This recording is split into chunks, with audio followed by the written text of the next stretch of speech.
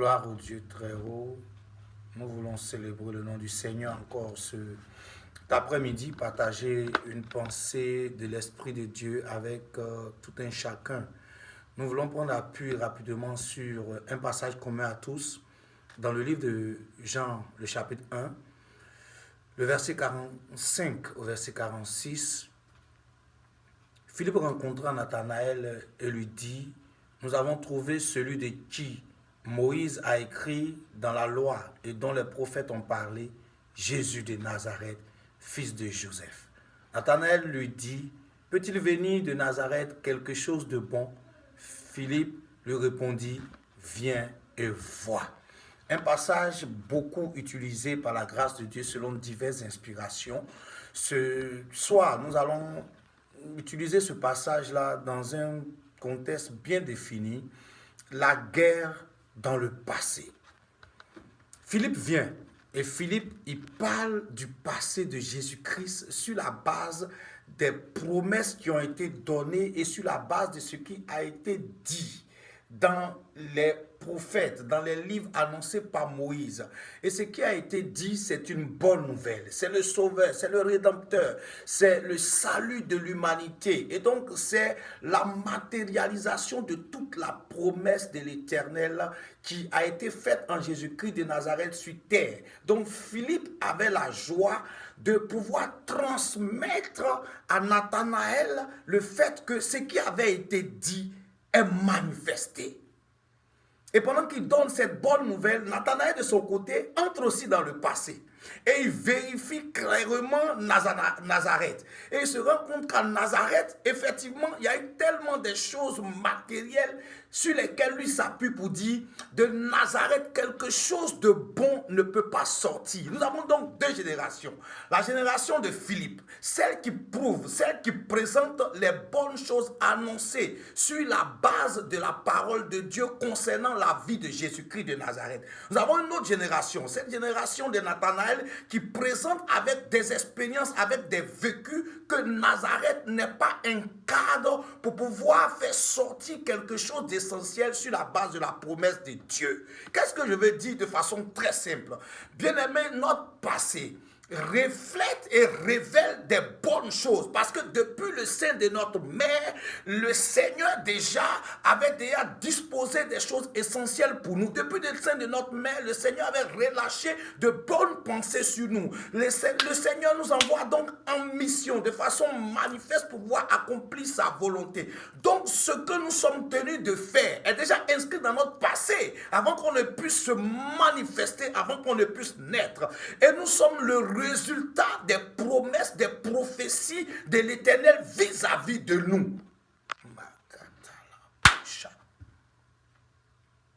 Et nous avons clairement à côté Nathanaël, donc cette génération de personnes qui se battent pour pouvoir nous tuer et nous empêcher d'avancer sur la base aussi des informations dans notre passé. Celui-là était ceci, celui-là a fait cela, sa famille a fait telle chose. Donc de façon pratique, et quelque chose de véritable ne peut pas sortir d'eux. De l'autre côté, quelque chose de bon peut sortir. D'un côté, quelque chose de bon ne peut pas sortir. Je suis venu dire simplement que c'est la promesse et la parole de Dieu qui va s'accomplir.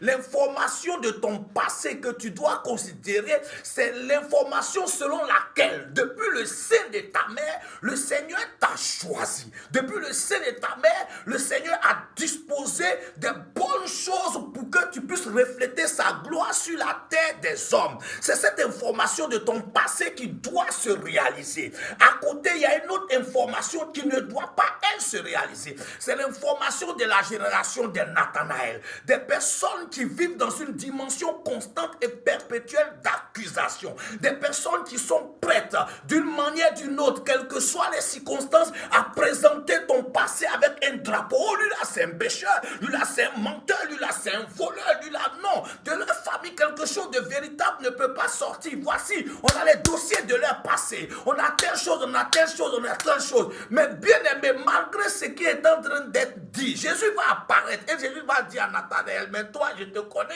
Nathanaël va dire, oh oui, je crois. Il dit, mais c'est parce que tu m'as vu que j'ai parlé que tu crois. Donc la confusion va venir dans le camp de Nathanaël après que Jésus se soit exprimé. Bien-aimés, écoutez-moi, si vous voulez vous occuper des données passées venant des gens de Nathanaël, vous n'allez pas aller de l'avant. Que toutes les paroles négatives, même que les gens prononcent sur vos passés, soient des sources de motivation qui vont permettre la confusion dans leur camp. Je suis venu t'annoncer simplement ce soir que les informations dans ton passé peuvent être vraies, mais ne peuvent pas empêcher la promesse de Dieu sur ta vie de s'exécuter et de t'accomplir. Laisse donc les gens se lever dans la dimension de Nathanaël pour parler, mais que cela ne retarde pas la grâce de Dieu sur toi. Parce qu'il y a des gens comme Philippe qui espèrent et qui attendent que tu naisses, qui espèrent et qui attendent que tu avances, qui espèrent et qui attendent que ce qu'ils ont reçu, qu'ils ont entendu, puisse se manifester. Ils espèrent et ils croient en ton étoile. À cause du fait qu'il y a des gens comme Philippe qui croient en ton étoile, ce n'est pas le temps pour toi de t'occuper des gens comme Nathanaël qui, quel que soit ce que tu feras, continueront de parler, continueront de dire ce qu'ils pensent, ce qu'ils ont dans leur esprit de façon constante et régulière. Ce soir, je suis venu te dire que nous sommes venus faire taire de façon pratique tous les agents mandatés par le groupe et l'équipe de Nathanaël. Nous sommes venus pour mettre la confusion dans leur camp. Je suis venu relâcher un petit temps de prière en quelques minutes. Et je voudrais que tu puisses être connecté avec moi et que tu parles à l'Éternel avec moi ce soir. Et tu répètes simplement avec mon Père éternel. C'est vrai que Nathanaël va parler. C'est vrai que Nathanaël va dire des choses. Mais malgré ce qu'il dira et qu'il fera, malgré sa foi négative, il n'étouffera pas ma destinée. Il n'étouffera pas la grâce de Dieu sur moi. Il n'étouffera pas la matérialisation de la promesse de Dieu sur ma destinée. Malgré les déclarations de Nathanaël, malgré les doutes de Nathanaël, malgré les assauts de Nathanaël, malgré les preuves de Nathanaël, il ne pourra pas empêcher la grâce, la faveur de l'Éternel de se manifester sur ma destinée. Je veux que ce soir tu pries avec moi de façon pratique et spéciale pour que Nathanaël se taise, qu'il veuille ou pas, même qu'il parle, qu'il ne parle pas. La promesse de Dieu que Philippe recherchait va se manifester dans ta destinée parce que c'est ce que Dieu a relâché. Ton passé peut te bénir. Ton passé peut te maudire. Mais laisse-moi te dire que ton passé exprime des choses dans lesquelles tu dois savoir prendre position pour avancer. Que le Seigneur te bénisse. Ne baisse pas les bras.